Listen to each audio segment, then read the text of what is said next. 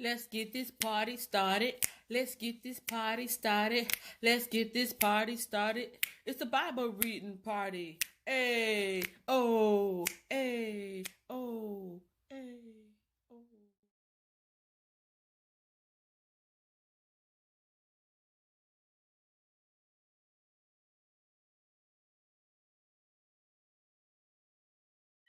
I cannot multitask. I cannot. I cannot. Turn my phone down. I caught myself going live on Facebook like the last 30 seconds because I usually just share it out. I usually hit the share button.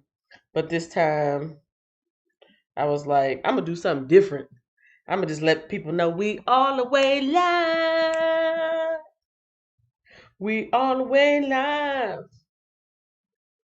Yes, that is the face I am making. My sister was messaging me. Did you get out of work last night? Remember I told you I was going to work last night or this week? No. My place of employment, which will remain unnamed, they let us know at the last minute, like the essential personnel or the startup people, team leaders and whatnot were going back. So that's cool. I don't mind having a few extra days off. This is the first time I'm mentally prepared. I'm mentally ready to go back. Like, I guess reading the Bible or something maybe has been helping me out. But usually I would have been crying, like literally crying. The depression would have been back on me, the anxiety. But I've been pretty good. The only thing I'm mad about is, shoot, I done messed up my sleep schedule. So it's okay. I stayed up half the night, but still went to bed sort of kind of early. And here I am with the coffee. So the best part of waking up. How many people can finish that sentence? Finish it in the chat. I'll let that be an inside joke for the initiated. Good morning, everybody. It is Monday, Monday, Monday, Monday. It's Monday, Monday. Everybody, yo, it's Monday. The time is 7:17 a.m. It's May 18th already. So we got like what, 12 days? 12 days before the end of the month, and then it's June, baby. April showers bring May flowers, but here in Fort Worth, Texas, we've been getting a lot of rain, like a lot. I think it's been raining the last 3 or 4 days, which for us it's a lot. But yeah, it is Monday morning. The time is now 7:18 a.m. and it is time for me to do roll call. Roll call.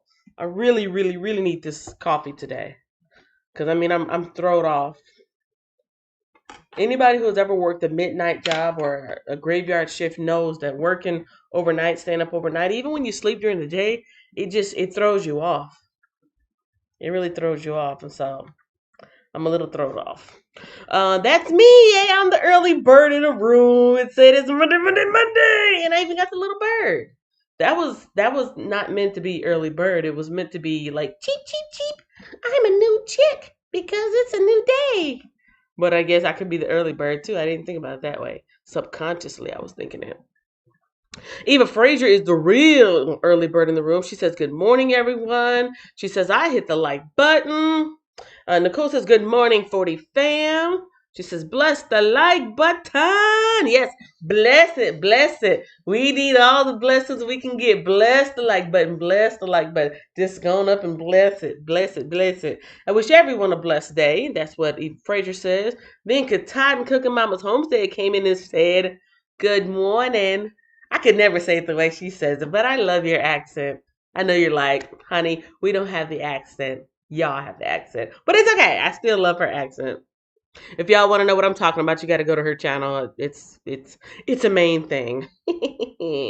Let's see. Destiny Forever Walks is in the house. Says, "Grand Rising Kenya, how are you today?" Well, if you want me to answer honestly, I'm tired. I'm ready to go back to bed. But no, I'm actually okay. I'm okay. Sending my prayers your way. Have the most extraordinary day that you'll never have experienced in your life. The best day like today, like there won't be a tomorrow. Golly! For real though. That's what I'm trying to have. That's what I'm that who doesn't want to have that kind of day? That's what I want to have. Yes, I like that. Girl, matter of fact, I'm a screenshot that. Not a screen well, I don't have screenshot, but I got a little snippy do. What do you call it? What do you call it? Snipping tool. Girl, I'ma snip that. I'ma snip it and then I'ma whip it. I'm gonna keep it off to the side. I like that. That sounds like something Tony Robbins would say, but in a less gravelly, manly voice, cause that man's voice booms. Boom, baby. We got that boom with that Cadillac. Got that bass. Bass, you know that Cadillac. Got that boom, boom in it, in it. Destiny forever walks. Quote. When I move to do something, I do it because I want to do it. So I'm not gonna do anything with it, like post it. I might post it. Maybe I should post it. I won't post it. I won't post it. I might rephrase it though. I might rephrase it, but I'll give you credit. I'll be like, like most quotes, and they put the little name under it because I like that. I don't know why, but I really like that. I really like that. Okay, I've saved it. I got my little snipping too. I'm gonna put it over here to the side, and I'm gonna get back to the roll call because there are more people in the room. Like Erica Brene Vlog says, I got a commercial and watched it. Gee, thanks. Hey, thank you, thank you. Good morning, everyone. And she gave a heart. Chuan Chan Fu Vignon says something in Vietnamese that I don't understand. But you know what? We're living in a digital age. I ain't got to, but I want to. I'm going to translate it.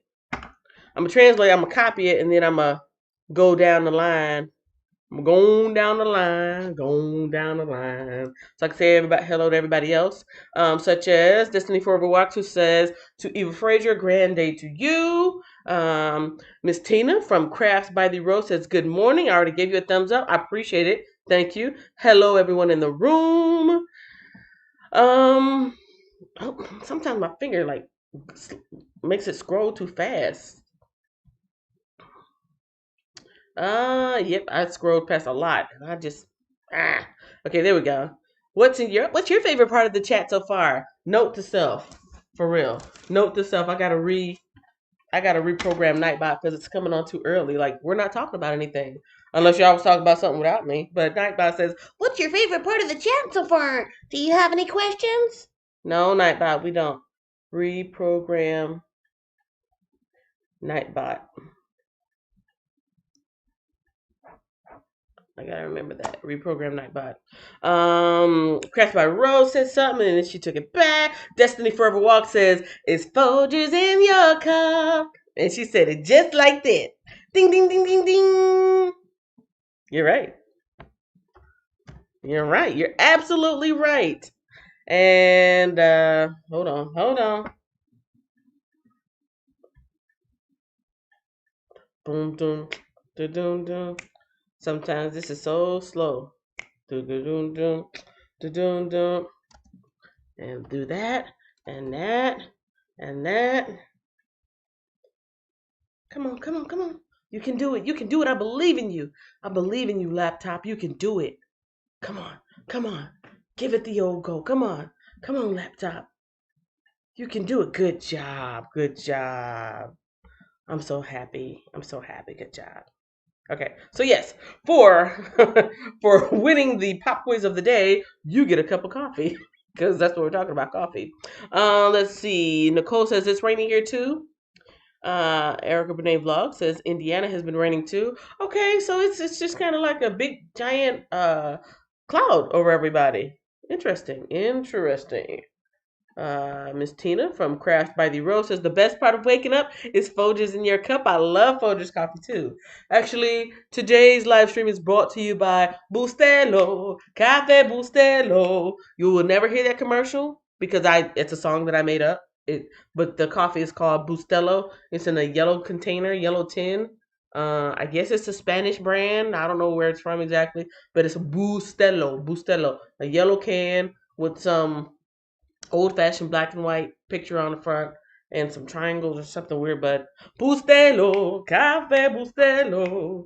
It sounds like something that you would hear on TV, right? It's not. It's just, it's whatever. Let's see. Good morning. That's Nicole to Destiny. Good morning, everyone. I almost missed out. I'm still missing out. I'm still listening to the ads. You know what? I appreciate it, even if y'all don't listen to them all the way, which I hope you do. But even if you don't listen to them all the way, whatever amount of time that you do listen, I appreciate it because I do realize there's some long ones in there, and I'm not in control of that. I don't know why they put them back to back to back like that. I I don't know. I'm used to just getting like maybe 30-second ones, maybe a minute one, but somebody told me, yeah, there's a really long one on there. I don't like that because I don't want to be, yes, I'm doing this as part of my multiple income stream, but I don't ever want to be a nuisance to anybody. So I don't like all that long stuff. Now, if I have a 30-minute video, okay, that's one thing. But I don't want you guys to be distracted. But if you stay for it, I appreciate it. I really, really appreciate it. So thank you. Um, and that's another reason why I kind of was thinking ahead of time. That's another reason why I have it like 15 minutes. Sometimes I want to come straight on here and I'm ready, but I said, you know what? If the ads are gonna play, let them play while people are waiting, and then get a chance to get settled in. So I'm trying to balance it out and do it so that it's convenient for you guys as well as being a little profitable for me. It's a balance. Everything's a balance. I just saw your live Facebook. Yeah, I was trying to put the word out instead of sharing myself. I just said, "Hey y'all, I'm going live." Let's see. Destiny Forever Walk says the best part of waking up is folders in your cup. Turn it up, drink it up. That coffee, yes. It's Bustelo. I'm gonna type it for you. It's Bustelo cafe, and it has English on one side of the can and Spanish on the other side of the can. It's Cafe Bustelo. And it's really good. It's really good. It's strong without being bitter. I like it. Bustelo. Oh, hold on. Yeah. I take that back. Now that I tasted it, it's a flavored pod. It's supposed to be creme brulee, something from Target. I don't think it's a Target brand. I think it's just like some off-brand Keurig, whatever. The little coffee making machine, the little Keurig. And I didn't put a whole lot of sugar in it because I've been trying to watch my sugar. But excuse me, but it's not good. Cafe Bustelo's good. The flavored ones, not so good. The clouds are beautiful. Okay, that's right. That's right. That's what you said last time. Talking about Tron. I know that there's a Tuan. It's kind of like a T sound, but kind of a ch sound. So it's like Tron. I think it's Tron. I'm going to give a quick message to my Vietnamese speaking friend here. I'm going to say thank you very much and welcome. Again, I don't have to do this, but sometimes it's little things that make people feel welcome. It's little things that make people feel accepted. It's little things that make people feel included. It's little things that make people, maybe put a smile on somebody's face. For all I know, Tron, because it's like the little wiggly part goes up and down, and then that part goes up and down. Chun, no, Chun, Fui, Buignon. I think. Vietnamese is such a beautiful language. It's like I like languages in general. I do. Because each language has just a different melody, a different sound. And it's pretty cool. There we go. Do it like that. Don't do it like that. Do it like this. Mm, mm, That's Prince from the Diamonds and Pearls album. The song is called Thunder. I have a lot of random music going on in my head. Bam! And that's another reason why I don't listen to the radio, but I have a video on that so you guys can go watch it. I need to get this Bible party started because I'm going on. I'm going on and on and on and on. Can you keep going like a Rolling Stone? But does she mean like the Rolling Stones, the rock group, or like Papa was a Rolling Stone, or like a random stone rolling down the hill? I've always wondered about that. Today we are reading 1 Samuel 16 through 18. Let me know what you guys think about my particular seating today. When I watch some live streamers, they're kind of sitting back chilling. Some are up close and personal, like my buddy Scully. He actually Scully first 16 Scully is a guy. I think he's from Louisiana by the accent. Scully is a guy, one of my YouTube buddies, and he reads just like I do. But he reads his own publications. He's an author, and he writes books, he reads them to you, and tells you how to he tells you how to write your own book. And my boy Scully, this I'm gonna do a Scully impersonation. If he ever come on here, I'm sorry, Scully, but you know I love you. I YouTube love you. This is Scully, y'all. Hey y'all, I'm about to read my book to you, and then afterwards I'm gonna show you how to read a book. He'll be like right there. Scully, I can smell your breath. You so close, but it smells nice. It smells nice. It smells like Cafe Bustelo. All right, this is chapter 16, 17, and 18. And you guys can check him out if you're into that kind of thing. If you like being read to, like I'm reading, um, he reads his own work. He reads his own work that he writes. He's a published author, and yeah, and he's got that smooth, twangy kind of deep South, deep Louisiana um, accent that I like. He's a cool guy. 13, 14, 15. Yes, 13, 14, 15. So this is the recap. And the reason why I'm getting close is because I noticed it's really clear. It really is. Even with my laptop, it's super close. It's super close when I'm up close like this.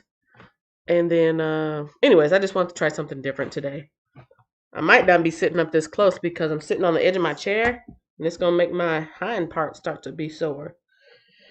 Chapter 13 is talking about the continued war with Philistia. That's where the Philistines came from, Philistia. And then we talked about Israel's military disadvantage. And the reason they had a military disadvantage is because they didn't have any weapons. They had no weapons. The Philistines around them said, no, you guys are not allowed to have a blacksmith because chances are you will make swords and weapons with them. And we're not trying to have that. So what did they have? They had plows, they had pickaxes, they had sickles, and they had something called something for the ox, something probably a little another plow type of thing. But that's what that's what they had to work with. They were actually fighting with their farming tools, which reminds me of some of the martial arts.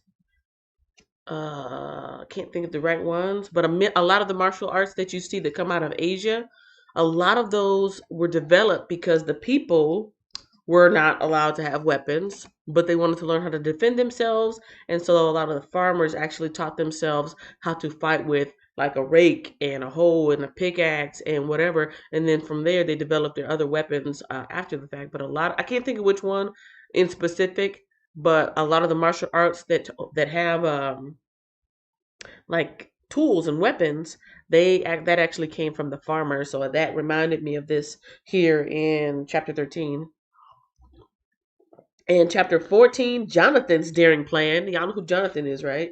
I hate doing that, but it's a lot quicker than me blowing my nose, so I apologize. For anybody who gets grossed out by that, like me, I hate the sound of it. I apologize. Chapter 14, Jonathan's daring plan. Jonathan is Saul's son. Little Saul had little Johnny, and that would be kind of like heartbreaking for me. I mean, I'm a woman speaking out of my emotions. Like if I had to be an Amazon warrior, I just can't imagine my daughter being my Amazon warrior next to me, and and we going off into war like Xena, warrior princess.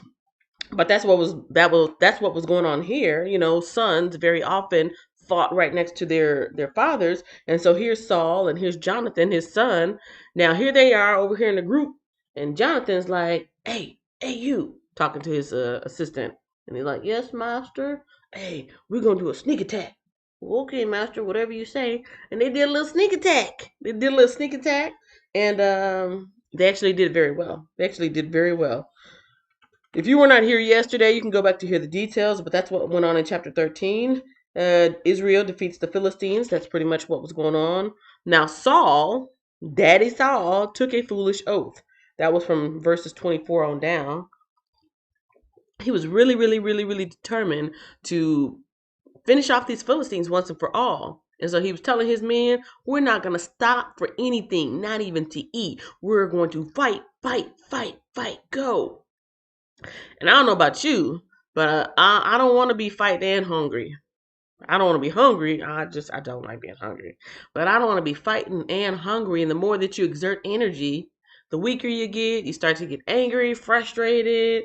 You feel like, you're about to pass out. But he said, I curse anybody who even take a bite of food. You bet not. Well, his son, remember, Jonathan, he snuck ahead. So he wasn't even with the group when his daddy said that. And he found a honeycomb. I think that's funny when people just find random things and start eating them. But he found a honeycomb and he dipped his stick in it, maybe his sword or his what do you call it? Shing shing, the little sheath or his walking stick. He's like, "Oh, honey, I'm gonna eat some of this honey off the ground." Probably because he's hungry. And it revived him. Just that little bit of sweetness revived him. He's like, ah. But then after the fact, somebody said, "Oh yeah, Jonathan, your daddy cursed anybody who eats even one little thing right now." And he's like, "What? Seriously?" So that's what was going on at the end of chapter 14. Saul, let's see. They were doing a little bit more fighting.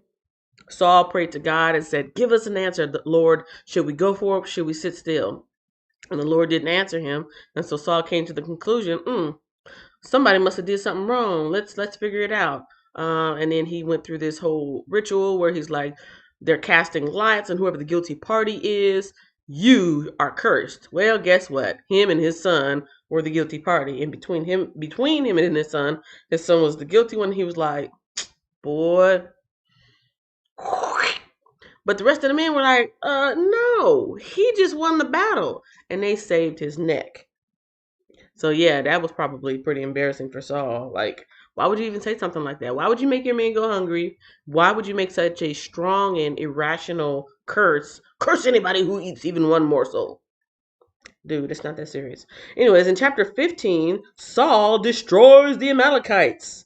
Now, he was supposed to completely destroy them, remember? But he destroyed everything except for the best of the best. The fat calves, the cattle, the choice livestock, and King Agag. That was his name, right? Yeah, King Agag. But the Lord said, destroy everything. Don't leave a single thing. And if y'all remember a couple times when the Lord says that in previous chapters, he wants them to be completely wiped out because whenever they leave behind some remnant of these people, they end up kind of, what did they say? Birds of a feather flock together. And so being around the people and their customs and their traditions and their paganism and all these other ways that the Lord doesn't want them to follow, they end up kind of easing into some of that. And so the Lord said, no, completely wipe them out. He didn't do that. And yeah, the Lord rejected Saul. The Lord rejected Saul in chapter 15. Even Saul pleads for forgiveness from the Lord and from Samuel. The only thing Samuel did is he helped him save a little bit of face. He said, okay, I'm going to go back here and worship with you, but then you're on your own because you ain't right. Sam executes King Agag. And yes, that is where we left off. We are now in chapter 16. We are now in chapter 16. So that was a recap. That was the recap. First Samuel, give me that. Recap. No doubt. Hello, everyone in the room. Granddad to Nicole. Katatin says, good morning to the people in the room. Thanks for coming. Please smash the like button. Thank you, Miss Moderator. Crafts by the Rose. It's Folgers in your cup. It's rainy here too. Oh, wait. Huh? I'm like totally way back. Somehow it scrolled up and I need to scroll back down. Cafe Bustelo. Okay, that was me. Hints on your last video that you put out. I have no idea what you're talking about. I done been rambling on and on, so I forgot. Hints on your last video that you put out. The one last night.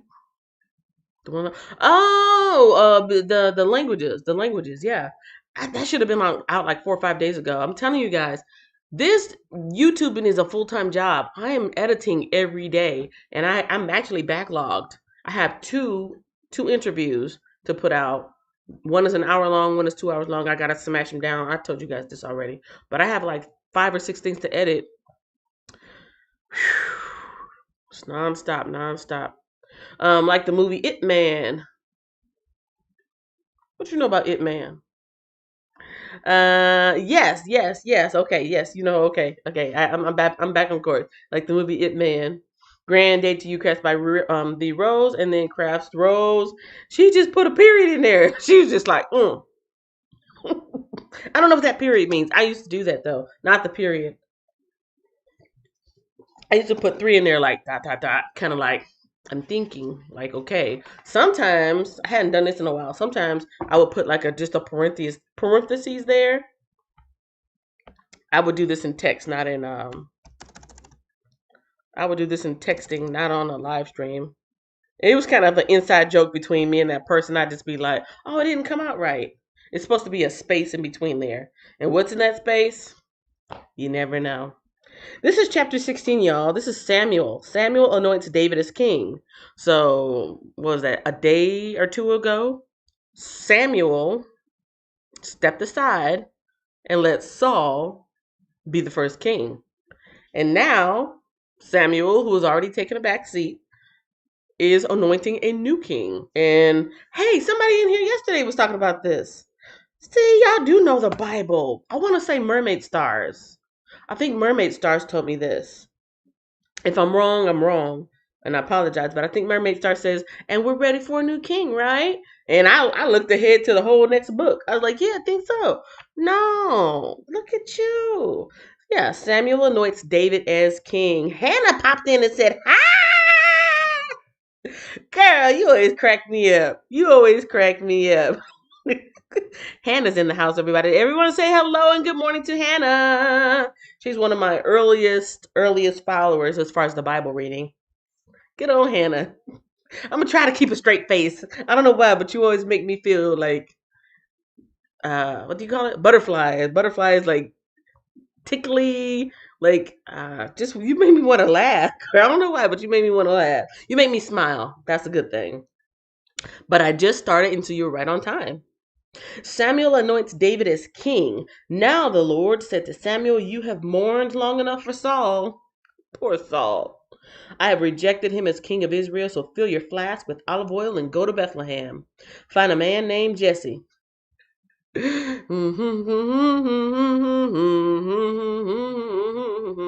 don't know why, but to me, Jesse seems like an old Southern name. Like, I don't know. I don't know. It just seems like I should focus. Focus. Focus. Jesse. Jesse. Do y'all know anybody named Jesse? And if so, were they from the South? I don't know anybody from up north named Jesse. And I was born and raised in the north. You have mourned long enough for Saul. I have rejected him as king of Israel. So fill your flask with olive oil and go to Bethlehem. Find a man named Jesse who lives there, for I have selected one of his sons to be my king. Échalo, Chuy. Chuy in Spanish is the equivalent of Jesse. Chewy. Yeah, Chewy. But Samuel asked, how can I do that? If Saul hears about that, he will kill me. Take a heifer with you, the Lord replied, and say that you've come to make a sacrifice to the Lord. Invite Jesse to the sacrifice, and I will show you which of his sons to anoint from me. So Samuel did as the Lord instructed. When he arrived at Bethlehem, the elders of the town came trembling to meet him. What's wrong? They asked. Do you come in peace? Yes, Samuel replied. I've come to sacrifice to the Lord. Purify yourselves and come with me to the sacrifice. Then Samuel performed the purification rite for Jesse and his sons and invited them to the sacrifice too. When they arrived, Samuel took one look at Eliab, who's Eliab, and thought, surely this is the Lord's anointed. But the Lord said to Samuel, Don't judge by his appearance or height, for I have rejected him. The Lord doesn't see things the way you see them. People judge by outward appearance, but the Lord looks at the heart. That's verse 7. Then Jesse told his son Abinadab to step forward and walk in front of Samuel. But Samuel said, "This is not the one the Lord has chosen." Next, Jesse summoned Shemiah. But Samuel said, "Neither is this the one the Lord has chosen." In the same way, all 7 of Jesse's sons were presented to Samuel. But Samuel said to Jesse, "The Lord has not chosen any of these." Then Samuel asked, "Are these all the sons you have?" "They're still the youngest," Jesse replied, "but he's out in the fields, watching the sheep and goats." "Send for him at once," Samuel said. "We will not sit down and eat until he arrives." So Jesse sent for him. He was dark and handsome with beautiful eyes. That's what I'm talking about. Dark and lovely. Stop, Kenya, stop. So as David stood there among his brothers, hold on, let me go on back up because I didn't skip the part. Sent for him at once. That's verse 11. And verse 12 says, "So Jesse sent for him. He was dark and handsome with beautiful eyes." And of course, dark because he's out in the sun. He's a field worker. So he's getting all that melanin popping out of his skin because he's working out in the sun all the time. And so David stood there among, and the Lord said, "This is the one, anoint him." Get to the part, can you? And the Lord said, "This is the one, anoint him." So as David stood there among his brothers, Samuel took the flask of olive oil he had brought and anointed David with the oil. Bloop. And the Spirit of the Lord came powerfully upon David from that day on. Then Samuel returned to Ramah. In verse 14, David serves in Saul's court. Awkward. Now the Spirit of the Lord had left Saul, and the Lord sent a tormenting spirit that filled him with depression and fear. Oh no. Some of Saul's servants said to him, "A tormenting spirit from God is troubling you. Let us find a good musician to play the harp. Whenever the tormenting spirit troubles you, he will play soothing music, and you will soon be well again." "All right," Saul said, "find me someone who plays well and bring him here." One of the servants said to Saul, "One of Jesse's sons from Bethlehem is a talented harp player. Not only that, he's a brave warrior, a man of war, and has good judgment. He is also a fine-looking young man, and the Lord is with him." So Saul sent messengers to Jesse to say, "Send me your son David, the shepherd." Jesse responded by sending David to Saul, along with a young goat, a donkey loaded with bread, and a wineskin full of wine. So David went to Saul and began serving him. Saul loved David very much, and David became his armor bearer. Then Saul sent word to Jesse, asking, "Please let David remain in my service, for I am very pleased with him." And whenever the tormenting spirit from God troubled Saul, David would play the harp. Then Saul would feel better, and the tormenting spirit would go away. That sounds nice, doesn't it? Oh, little old David. Now, if this is the same David and Goliath, I think it's interesting that sometimes people paint his picture, well, like in Bible stories, they paint him as this like weak little boy.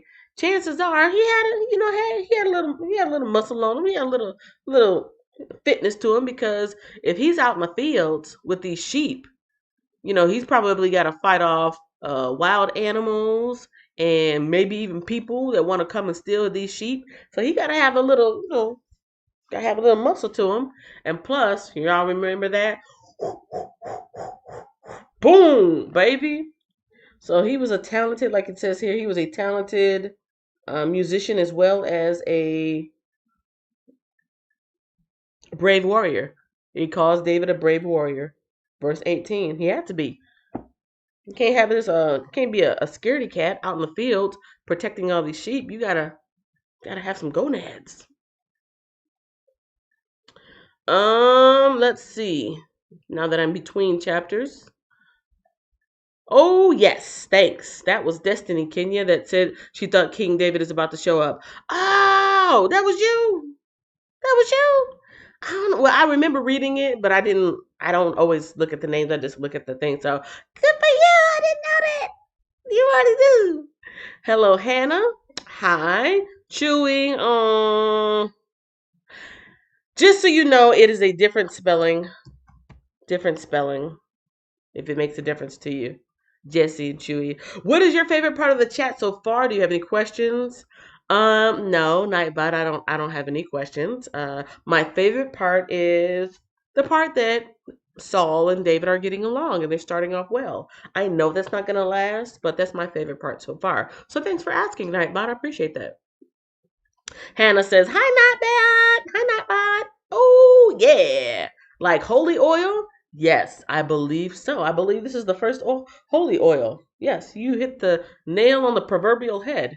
I love olive oil. I gotta have the extra virgin light version because it's like ooh that the real good stuff. The stuff that's supposed to be good for you. It has such a heavy taste. But they weren't eating it. They were pouring it on their head. They were giving themselves a nice treatment. Speaking of treatment, I got about June, July, August, September, October, November, December. I got about 7 more months, and then the big reveal. I think I'm gonna end my vow of covering probably by the end of the year. If you want to know more about that, y'all can let me know. I'm thinking about writing a book of why I cover my hair this year. It does have a spiritual significance, uh, and I'll just leave it at that. But I'm taking a spiritual walk this year, and I'm just covering my head, and so yeah. But yeah, in the meantime, I'm using that oil treatments. Shoot, I'm trying to anoint my scalp. Lord bless me with some hair so I could be like, I want my hair back and forth. I want my hair back and forth. I'm gonna come on here. I'm not gonna know how to act. But I need to stay focused. I need to stay focused. Focus, Kenya, focus. Crafts by the Rose left another dot. Hmm. I wonder what's going on in your mind right now. I really want to know. Let's see. Little David might have been muscular and small, but he had to face a huge giant that was about 9 to 12 feet tall, and Goliath was powerful. But David's last move stone took him out. Pow! Yes. I showed you guys like a month or two ago some of those giants. I don't think I've got them on here anymore. I think I deleted them. But there was like a little chart of a human guy. And I say human because these giants were not completely human. They were products of a human and the fallen angels. They were the Nephilim, and so they were not. They looked human, so to speak. They had head, arms, hands, legs, whatever, but they were not. They were not human. Not everything that looks human is human.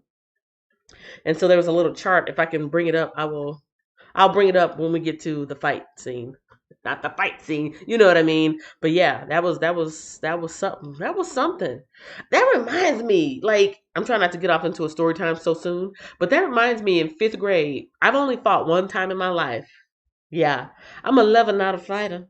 But I only fought one time in my life. I was back in elementary school, and I won't say her last name, but her first name is DeQuindra. If you're here, DeQuindra, hi. I forgive you.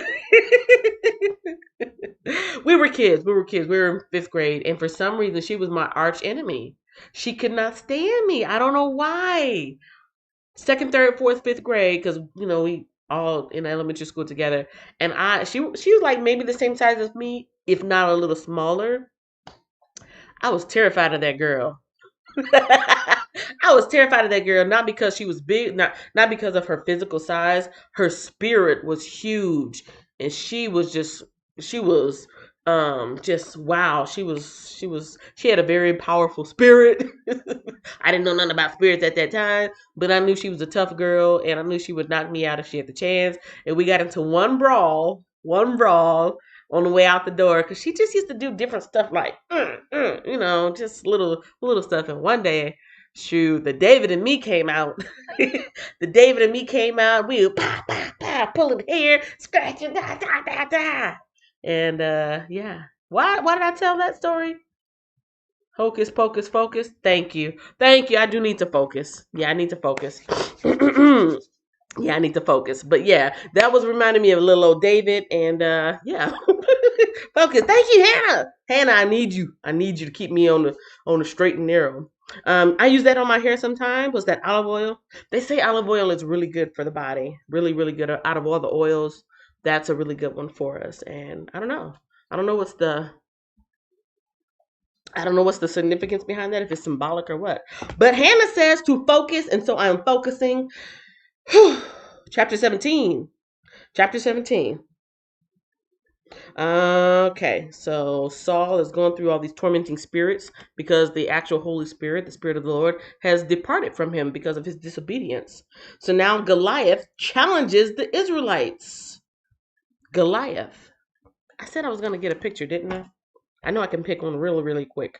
Really, really quick because I already know what I'm looking for. Because I downloaded it before. Nephilim.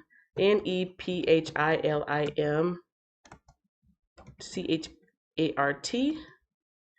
That would be Nephilim chart. I could have just put in Goliath, but I wanted to put in Nephilim chart. Oh, these are all bones. I don't want bones.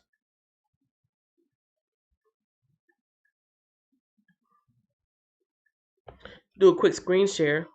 Hey, I didn't do a screen share of my other stuff. Today. So here's a screen share of like typical man, since we are about to read about Goliath. Hopefully this is clear enough for you. Sometimes these images are not as clear as I would like them to be, and I'm not really sure why. Whoop. Okay. Can y'all see that? Yes, we can see that. We're on the same page. So this first one here on the left, that's an ordinary person. It says here the ancient Jew, ordinary ancient Jew guy, about 5'3". Hey, that's how tall I am. And then we have Goliath, which is right here, about 6'8". But the giants did not stop there. You see that? We got somebody here.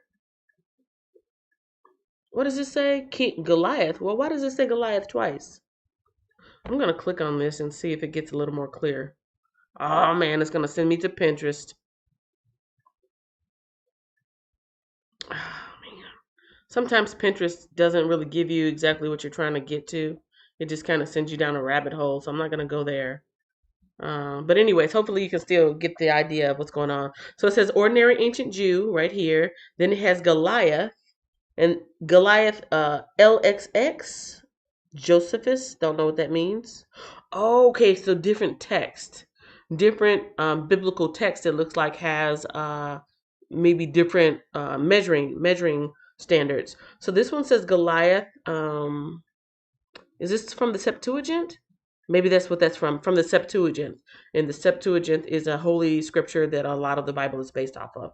So this is 6'8". However, in the Masoretic text,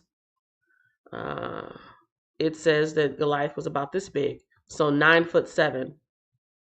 And then King Og, we read about King Og back in, was it Deuteronomy? Was it Deuteronomy? I think so.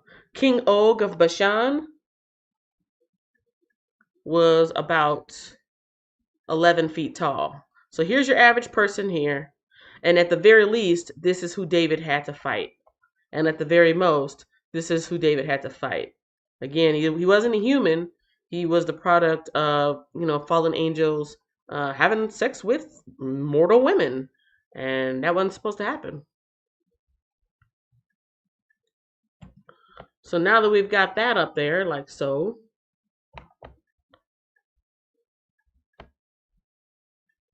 See if I can save it really quick. So now that we've got that up there like so, let me jump on into chapter 7. Did I come back? Yes, I came back. I can't always see the screen when I do that thing, so that's why I never know. This is chapter 17 talking about Goliath challenges the Israelites.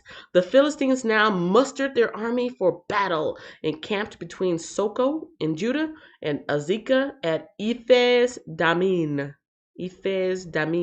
Saul countered by gathering his Israelite troops near the valley of Elah.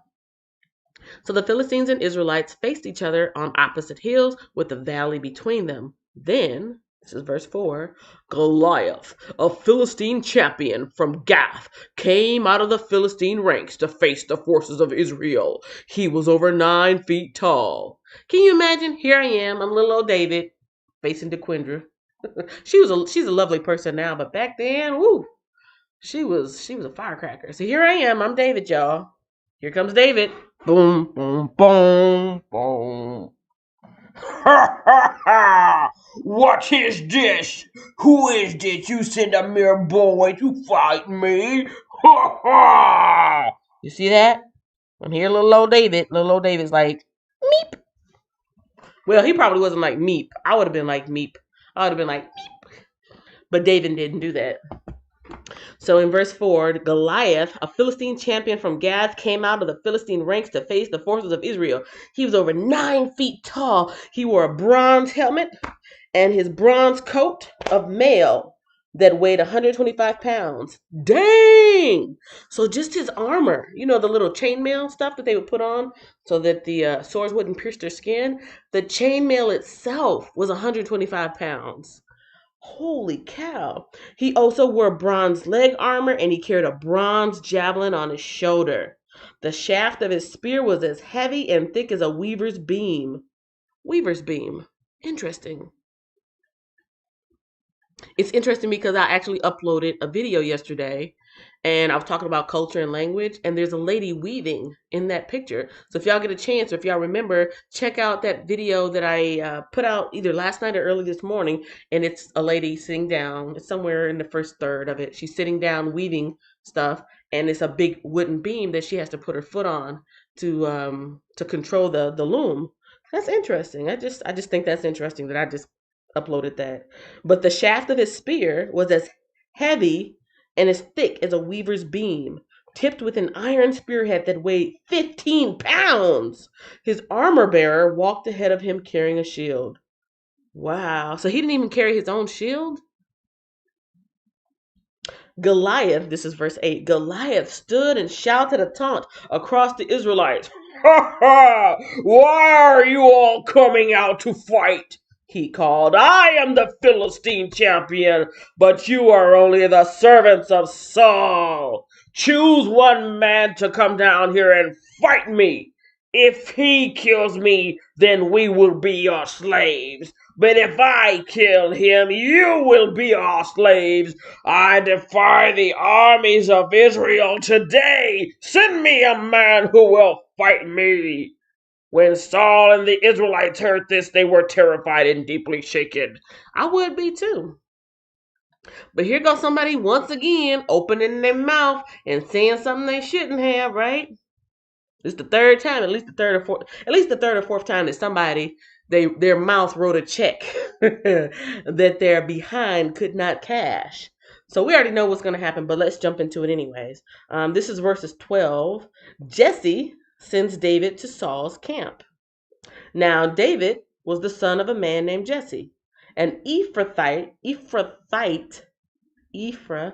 like the Euphrates? Ephraim? Oh no, Ephraim, the tribe of Ephraim. Ephrathite. Okay. Now David was the son of a man named Jesse, an Ephrathite from Bethlehem in the land of Judah. Jesse was an old man at the time, and he had 8 sons.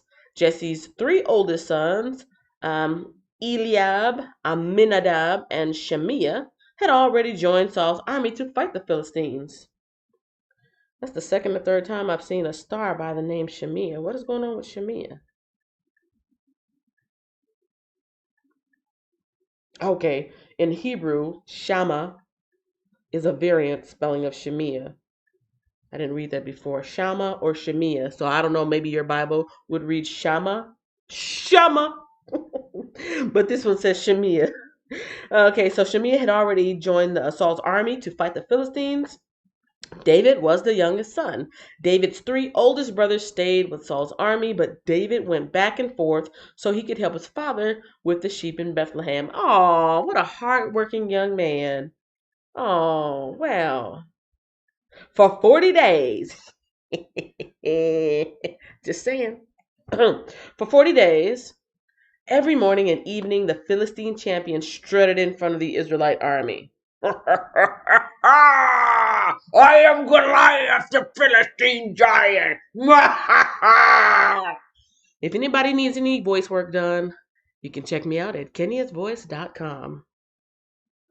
One day, Jesse said to David, "Take this basket of roasted grain and these 10 loaves of bread and carry them quickly to your brothers. And give these 10 cuts of cheese." They ate cheese back then? Cheese sounds so good right now. "Give these 10 cuts of cheese to their captain.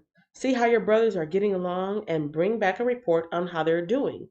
David's brothers were with Saul and the Israelite army at the valley of Elah fighting against the Philistines. Now we're in verse 20. So David left the sheep with another shepherd and set out early the next morning with the gifts, as Jesse had directed him. What a good boy he is. I need to be reading this with my daughter. The importance of obedience and everybody pulling together in the household. I love you. He arrived at the camp just as the Israelite army was leaving for the battlefield with shouts and battle cries. Soon the Israelite and Philistine forces stood facing each other, army against army. David left his things with the keeper of the supplies and hurried out to the ranks to greet his brothers. As he was talking with them, Goliath, the Philistine champion from Gath, came out from the Philistine ranks. Then David heard him shout his usual taunt to the army of Israel.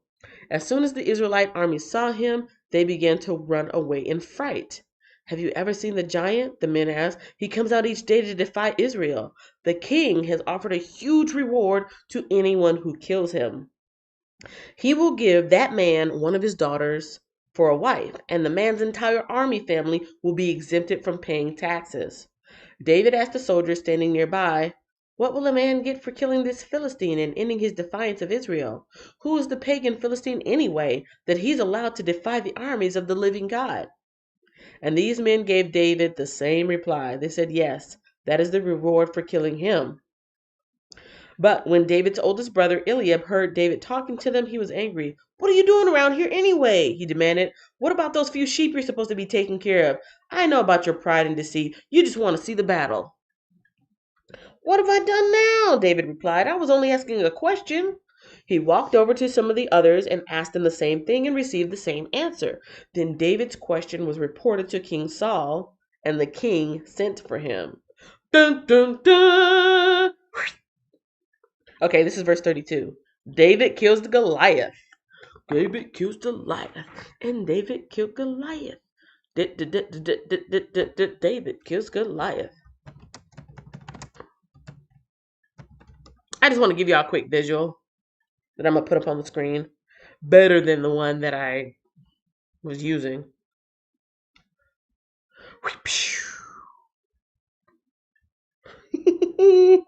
I was about to say something so inappropriate. Not really, but sort of, kind of. Anybody watch that movie, Pootie Tang? It's definitely not a rated G movie. It's not bad, but still. That guy, grown man walking around whipping folks with a belt. When they acted up, he took that belt off and put it back on. It's like from the 90s. It's, like I said, it's not real. It's not biblical right now, but just the fact that me making that sound reminded me of Pootie Tang, okay? I don't know why. I don't know why. But that's how my brain works. I love my brain. I'm seeing a lot of images of David already having slain him. I'm trying to get one where you can see the proportion of the two. Ooh, that one's pretty graphic. Maybe I should use that one. Oh, ooh. Some of these are so graphic. I'm gonna just use a basic one. Even VeggieTales did it. What? We ain't getting no VeggieTales on here. That's a basic one. I'll zoom in here. Y'all know, you guys, most of you guys already know the story, but I just wanted to put a visual up. So here is the screen share while I read on with chapter, we're still in chapter 18. And I'm going to read,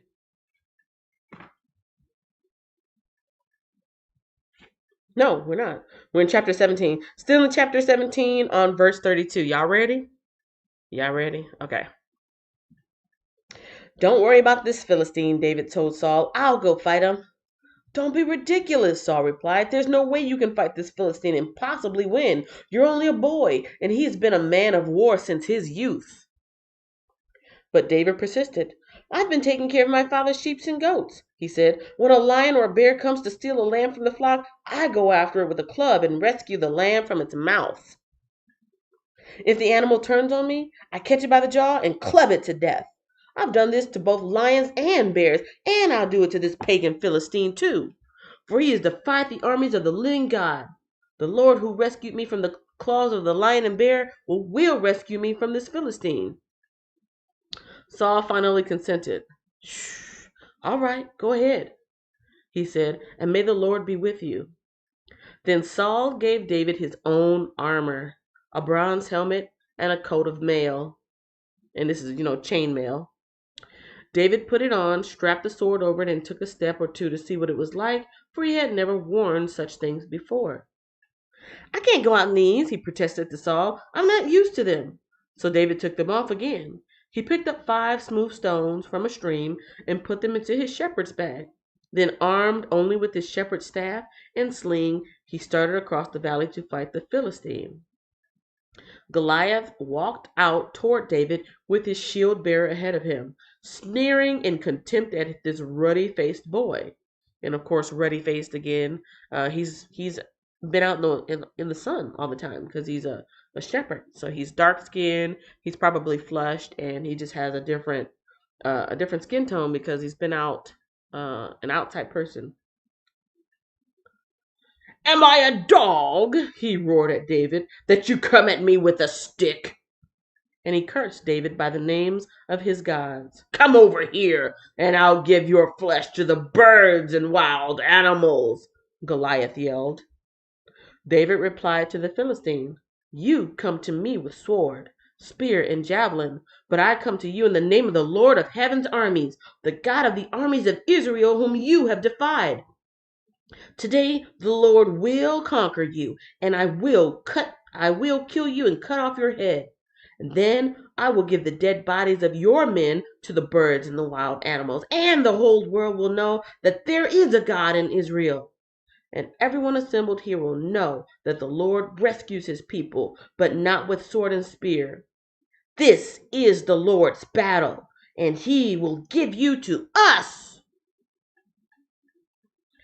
Verse 48, as Goliath moved closer to attack, David quickly ran out to meet him. Reaching into his shepherd's bag and taking out a stone, he hurled it with his sling and hit the Philistine in the forehead.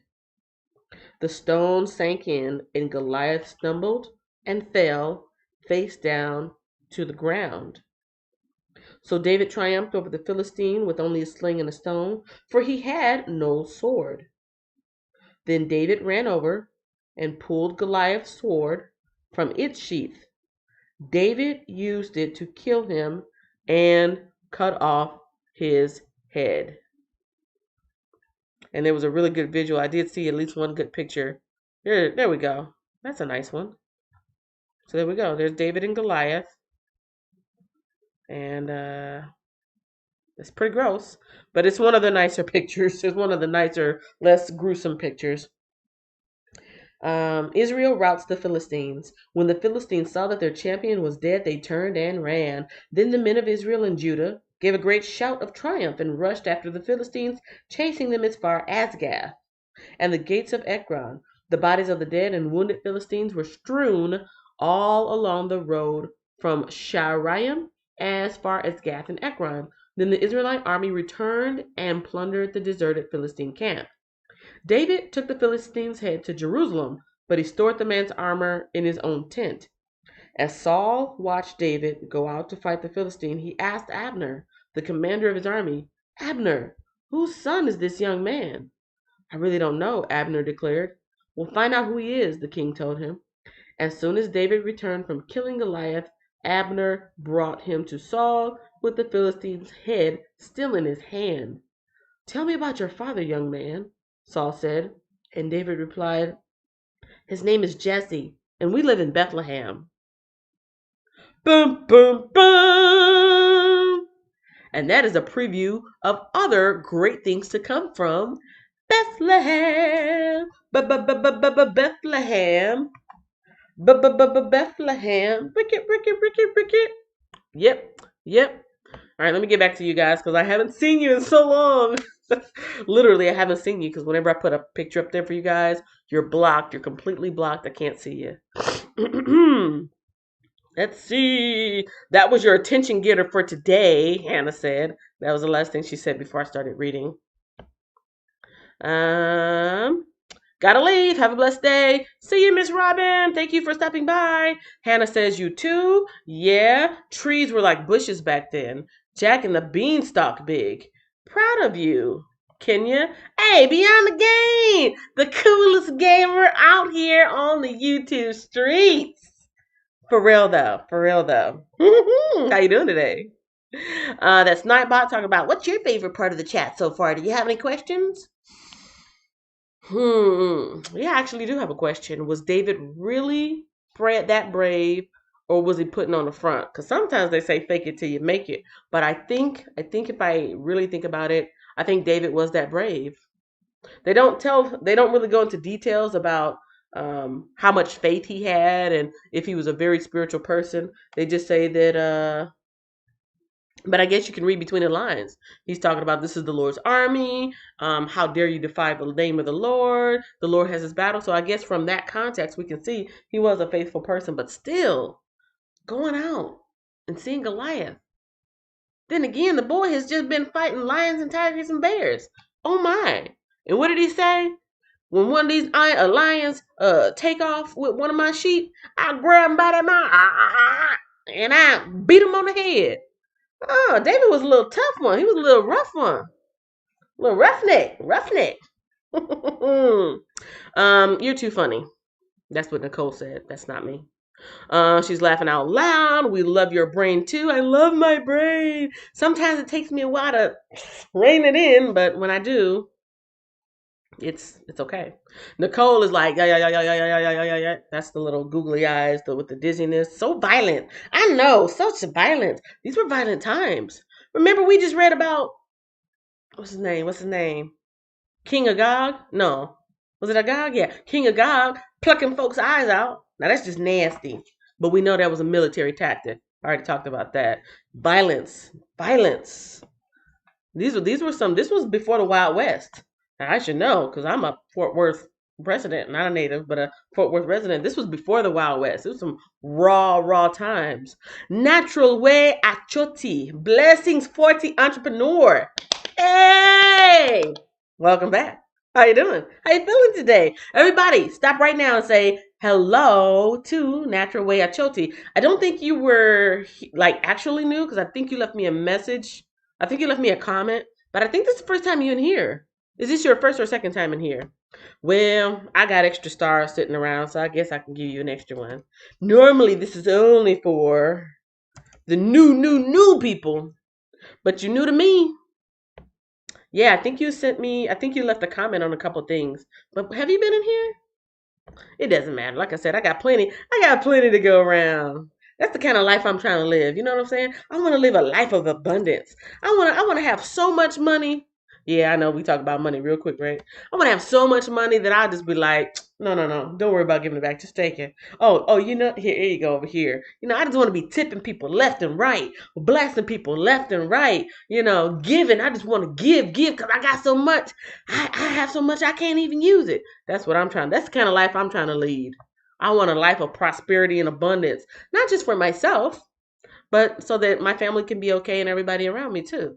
So I ain't got it like that right now in my pockets, but I got a whole bunch of stars. I got a whole bunch of gold stars. So since I got some extra ones, that's for you, Natural Way. Natural Way. Achoti. Is it Achoti or Achoti? I think it's Achoti, right? Yes, that is for you. All right, let me go back. Blessings. I can't stay long because I'm about to record my video, but I love the word. That's what I'm talking about. The word. It's pouring rain here in Michigan. David had a heart after the Lord's own heart. Pouring rain here too. My first in your live. Yeah, I thought so. Yeah, I thought I remember seeing you in one of the comments. Nicole says hello to Natural Way. I left a comment on your video. Yes, that's what I thought. Natural Way is like, hey, she's a very busy woman. She's about to go record.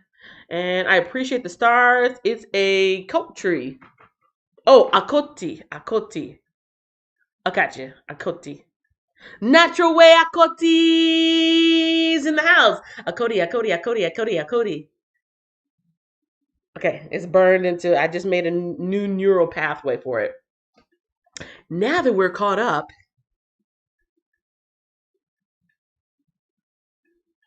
we're in chapter 18. This is the final chapter for today. So we should all be happy, right? Yay! David has slain Goliath with all his bravado. Yeah, see where that bravado got you. Laid out and hitless. Like Ichabod. Not the Ichabod from the Bible, but the other Ichabod from the Canterbury Tales. Anyways, now let's see how Saul feels about this. Oh, it says Saul becomes jealous of David, chapter 18. Shall we? All right. So after David had finished talking with Saul, because he was like, "Hey, boy, who your daddy? Who your people? Why you do that?" He says, "My daddy is Jesse, and we come from Bethlehem." Chapter 18, Saul becomes jealous of David. After David had finished talking with Saul, he met Jonathan, who was the king's son. There was an immediate bond between them, for Jonathan loved David. Oh, that's so nice. From that day on, Saul kept David with him and wouldn't let him return home. And Jonathan made a solemn pact with David because he loved him as he loved himself. Jonathan sealed the pact by taking off his robe and giving it to David, together with his tunic, sword, bow, and belt. I thought they were going to be blood brothers. Y'all ever, I won't, don't let me know if y'all did that because I don't know, that might make me feel a little squeamish. But you know, sometimes when little kids are like really, really close, this is back in the day before a lot of craziness went on where it was like, blood, spit, yeah. But back in the day, a lot of times people would like cut their thumb or something, do a little mark, and we're blood brothers or we're blood sisters because they loved each other so much.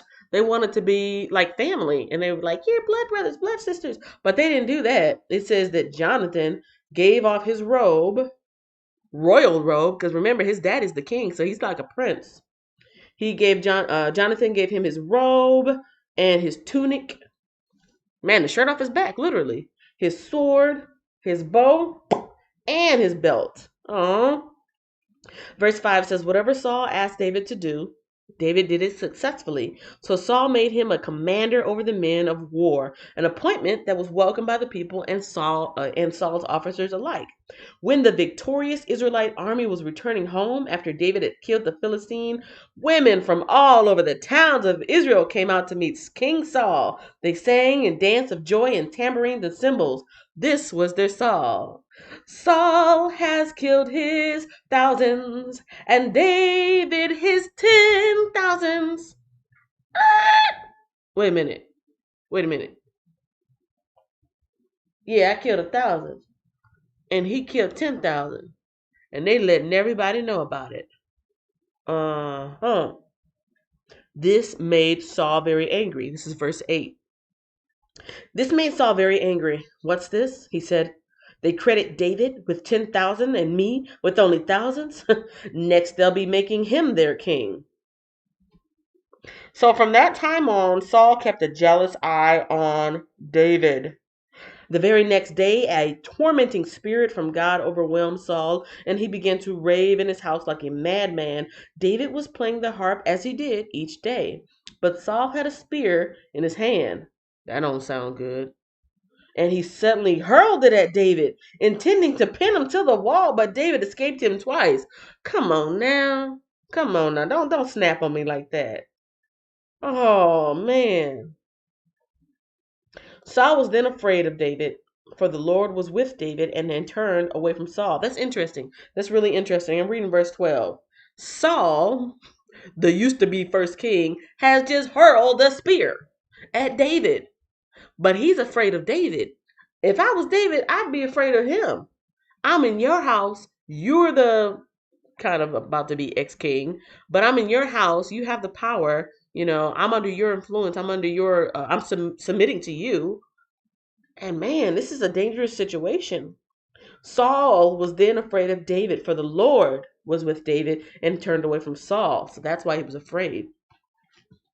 And finally, Saul sent him away and appointed him commander over 1,000 men, and David faithfully led his troops into battle. David continued to succeed in everything he did, for the Lord was with him. When Saul recognized this, he became even more afraid of him. But all Israel and Judah loved David because he was so successful at leading his troops into battle. In verse 17, David marries Saul's daughter. So he really is becoming part of the family. He's become almost like blood brothers with Jonathan. Saul has pretty much adopted him before he started tripping and throwing spears at him. He's been basically adopted by Saul. Him and Jonathan are super close. And now he is marrying one of Saul's daughters. So that's going to be his father-in-law and Jonathan's brother-in-law. So this is verse 17. One day Saul said to David, I'm ready to give you my older daughter, Merab, as your wife. But first you must prove yourself to be a real warrior by fighting the Lord's battles. Bruh. For Saul thought, I'll send him out against the Philistines and let them kill him rather than doing it myself.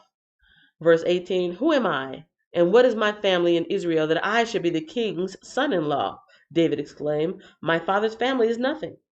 So when the time came for Saul to give his daughter Merab in marriage to David, he gave her instead Adriel, a man from Meholah. In the meantime, Saul's daughter Michal had fallen in love with David, and Saul was delighted when he heard about it. Here's another chance to see him killed by the Philistines, Saul said to him. But to David he said, today you have a second chance to become my son-in-law. Then Saul told his men to say to David, the king really likes you, and so do we. Why don't you accept the king's offer and become his son-in-law? When Saul's men said these things to David, he replied, how can a poor man from a humble family afford the bride price for the daughter of a king? When Saul's men reported this back to the king, he told them, tell David that all I want for the bride's price is 100 Philistine foreskins. Vengeance on my enemies is all I really want. But what Saul had in mind was that David would be killed in the fight. David was delighted to accept the offer before the time limit expired. That's not too bad. He's like, I ain't got no money, but I'm a pretty good fighter out on that battlefield. So yeah, 100 people? Okay, I can do that. Verse 26, David was delighted to accept the offer. Before the time limit expired, he and his men went out and killed 200 Philistines. Woohoo! Not just 100, but 200. Then David fulfilled the king's requirement by presenting all the foreskins to him. So Saul gave his daughter Michal to David to be his wife. I know this is probably the right appropriate thing to say, but that's kind of nasty. Because we know what foreskins are. That's nasty. Like, did they have to touch them? They didn't wear gloves back then. I mean, hopefully he washed his hands. But yeah, that's my mind again. That's nasty. Like, the head part was nasty, but you got to dig and lift up and.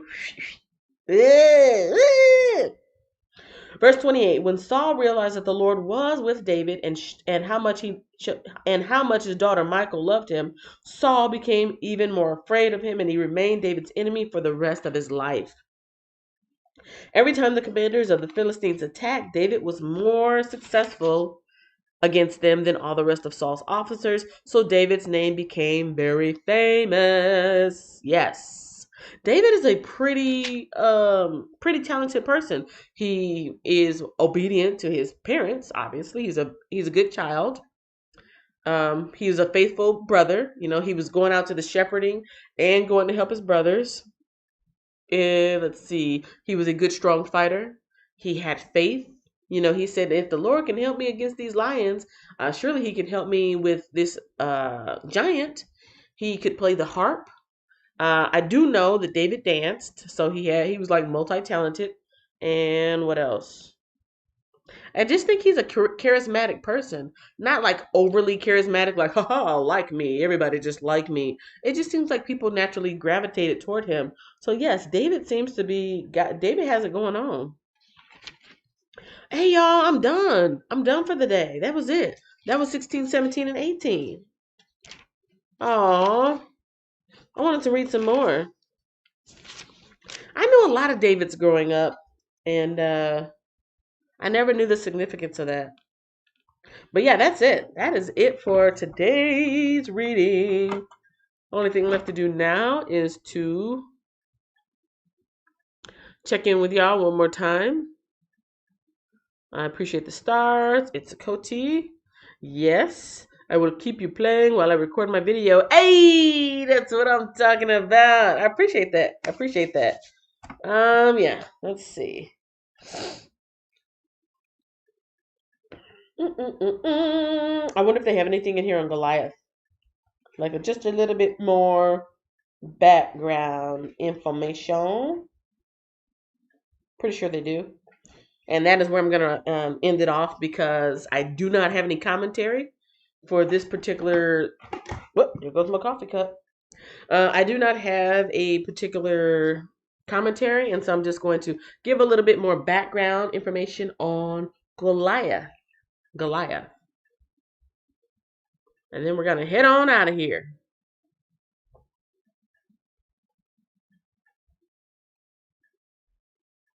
Oh, that's pretty gross looking. Oh, wow, they did a zombies version of David and Goliath. That's interesting. That's really yeah. Mm, mm, mm.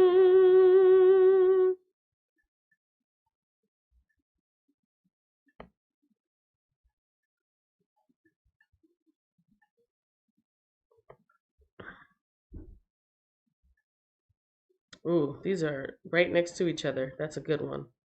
I'm gonna do a screen share while I read this dictionary on Goliath. And yeah. So this is Goliath from my Nelson's Compact Series Bible Dictionary. Can you guys see that? Yes, you can see that.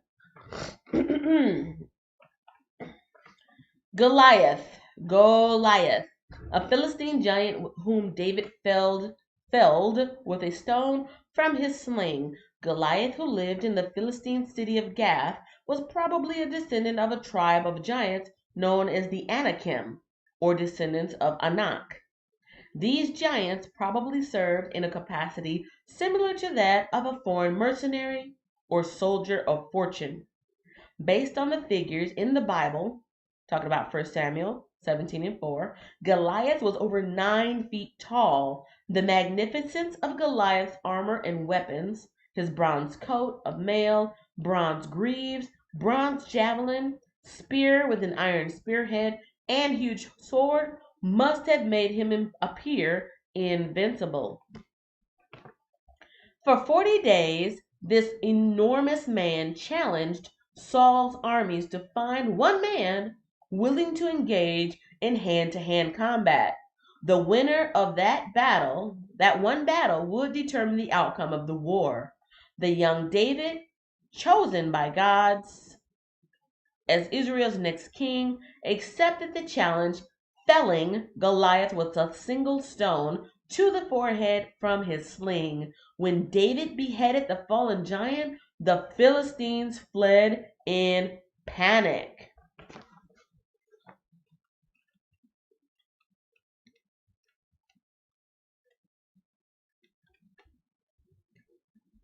And I'm going to look for a knock real quick because I think I've read that before about the Anakim. Yes.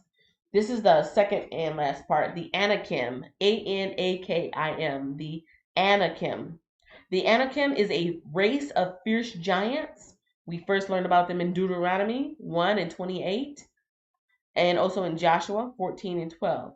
A race of fierce giants descended from Anak.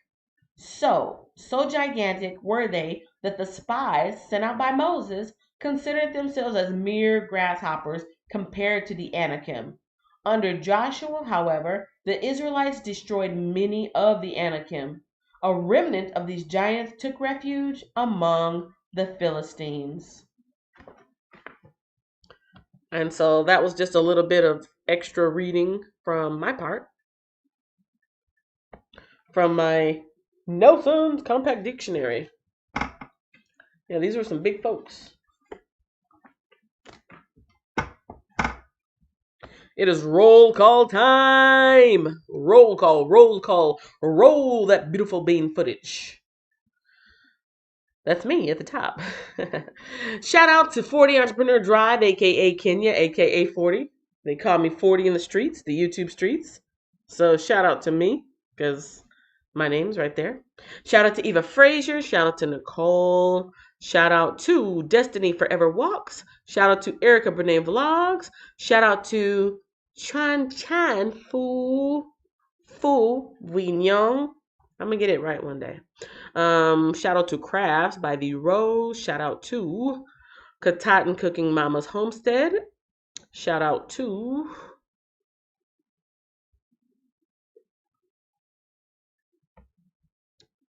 Hannah Gatledge. Shout out to the fact that I have to scroll makes me happy because it means you guys were super active in the chat, which is always good for the live stream. It helps it stay healthy. Shout out to Natural Way Akoti and shout out to the whole chat and shout out to everybody listening to this on the replay. On the replay. This is what we do every single day. I read the Bible. It's a Bible party. Rejoice. Somebody says rejoice. Enjoyed seeing you tomorrow. Oh no, I enjoyed seeing you tomorrow. And yes, and we got some praise hands. So this is the day that the Lord has made. I will rejoice and be glad in it. I'm drinking my coffee too fast. Yes, I will rejoice, rejoice, rejoice. Pray time. More coffee burps. Good thing you guys aren't here to smell that. I was talking about Scully earlier too. How he's extra close in the camera, so close that you can smell the coffee on his breath. And I'm burping coffee. Pray time. Dear Lord, thank you for today. Thank you for this beautiful new fresh start. Thank you for the fresh start for the week. And actually, Lord, every time we open up our eyes after laying down to sleep and waking up, we get another fresh start. Yes, another fresh start to live our best lives. I thank you for this time. I thank you for the freedom of my home to read my Bible without being persecuted. I thank you for the comfort and safety of my home. I thank you for the technology that I can reach out to people in different places, in different time zones, but we're still here at the same time. That's so cool. My prayer, Lord, today is that everyone's needs be met and that everyone is encouraged to familiarize themselves with the word on their own time so they can know what their purpose is in this world, and they can build a relationship with you and live their best life and understand who they are in you. That is my prayer today, Lord. Amen. Yes, that was the Prayer Express. Prayer Express. Speaking of Express, I wonder what Alex Express is doing. I watched one of his videos yesterday. I have so many friends. You guys have no idea. I have so many people to keep up with. Like it's ridiculous. It's ridiculous. It's not possible to watch everybody, but I try to watch as many people as possible because they're my YouTube friends, and all my friends are on YouTube, and you can be too. Subscribe. That's my other song. All my friends are on YouTube, and you can be too. Subscribe. Are you subscribed? You should. Why? Well, I'll tell you. Because if you subscribe, you will be alerted every time I put out a new video. You'll be alerted whenever I go live. And you'll get to see some of my community posts that I've been putting up. And if you want to, you can also come and say hello at the Facebook fan page. That's My 40 Fam. If you go to Facebook and you type in My 40 Fam, matter of fact, the link is right there. If you type in My 40 Fam in Facebook, you can come over there and say hi, like the page. I do put other stuff over there from time to time, and stuff that I don't put here. And then also the giveaway. If you are interested in participating in the giveaway, or you know somebody who is interested in getting some free stuff, let them know that all they have to do is subscribe, share me out, take a screenshot, leave it there at the Facebook thing. So that's where I will be checking everything. And yeah, when I get to 1,500 subscribers, I'm going to give away a free t-shirt. Not one of these, but one of my other ones. The one that says it has like a little logo on the front. And then when I get to 2,000 subscribers, I will be giving away one of any one, two, three, four, five. I think it's like five or six items from my Target haul. And you can watch the video on that. So when I get to 2,000 subscribers, I will let one lucky person pick out one of those free items, and that's that. But you have to participate by subscribing publicly, sharing me out, showing me proof that you shared me out with a screenshot, and leaving it at the Facebook fan page. So yeah, and then you got to leave a comment like, "Yeah, I want to participate." That's how that goes. So yeah, on that note, I have read the word. I have said hello to my people. I have did my prayer. I have did my roll call, and I even did a little self promotion on the Facebook fan page and let you guys know about the giveaway. Other than that, you guys, hey you guys, it's time to go. Thank you, Kenya, for this great time here with you, and thank you to the entire room. I heart you all. Have a great day. Amen. And so be it. So be it. I YouTube love all of you. I really do. Have a great Monday.